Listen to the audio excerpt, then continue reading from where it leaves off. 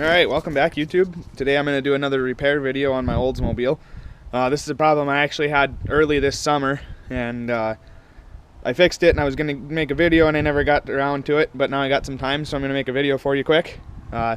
This is on my 92 Oldsmobile 88 with currently 3 tires, and it worked good on this car, and I imagine it would probably work on any GM product. But, I mean, I can't make any guarantees. But, so what happened was the engine started misfiring, and it was, you hit the gas and it would kind of just fall on its face. It wasn't running right at all.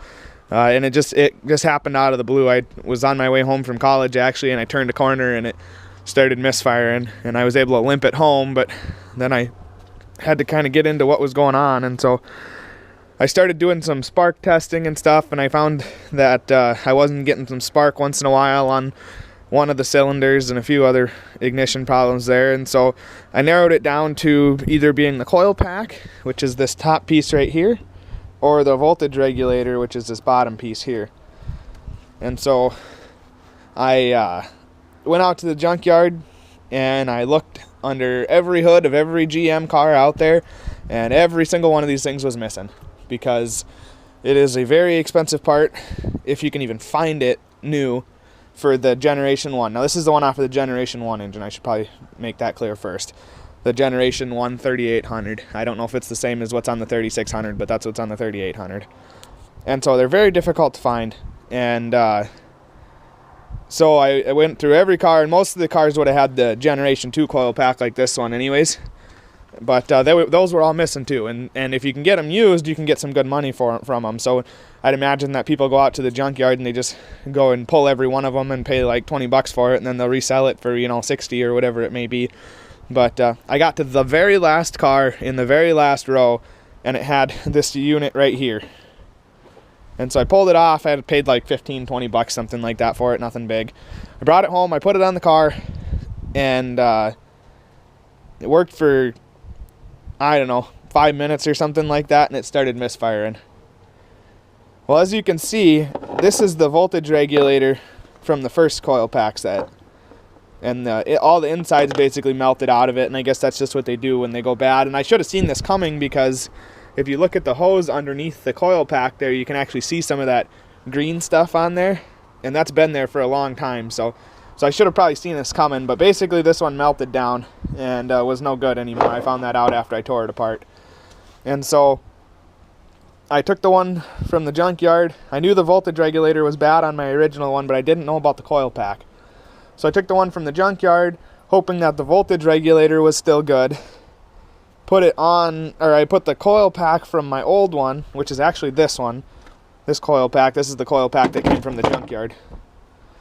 I put it on this voltage regulator, which was the one from the junkyard, and I put it back on the car, and it was still misfiring.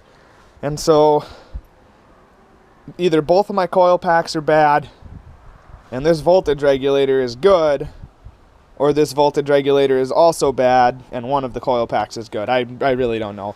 But by that point I was pretty frustrated, and the junkyard is really good about returns, but all they do is give you credit to spend on stuff from the junkyard, and I didn't need anything else from the junkyard, so there was really no point, and I think it only lasts like 30 days or something. And so there was no point in trying to take it back. And so at that point, I went out to my own junkyard, and I believe it's a 91 Bonneville. But for some reason the 91 had a Generation 2 engine on it, and this has a Generation 1, don't ask me why. But this is the newer generation of coil pack. It's important to use dielectric grease on the bottom of these when you bolt them down, because they have to ground out to that engine block. And so put dielectric grease on there to make sure everything grounds out, and then I just hooked my spark plug wires back up. Alright, so then once I had this mounted on there with that dielectric grease, then I just hooked my spark plug wires up, and I basically determined off the insides of the voltage regulator which spark plug had to go to where, and it's not the same as what's labeled on the top of the coil pack. Like here I have, it looks like number 1 going into number 3, and probably number 3 going into number 4, number 5 into number 2. I'm not sure what that number is, but it looks like probably number 4 going into number 6. But you're gonna have to probably figure that out on your own. It may be different for different vehicles, but the main point of this video is I want to let you know that this works. And if you're having a heck of a time finding the coil pack from the Generation 1 or the voltage regulator, that you're not SOL, that there are other options. So once I got my spark plug wires hooked all up, I started it up and it ran just fine. One important thing to note before you even check, or before you even try this, is to check your plug where it hooks up down here or on the end right here. If it doesn't plug into the coil pack and voltage regulator, then it's not going to work, obviously. But on this car, the plug did plug into that, and once I figured out which spark plug wires went on which terminal, then it was pretty easy from there.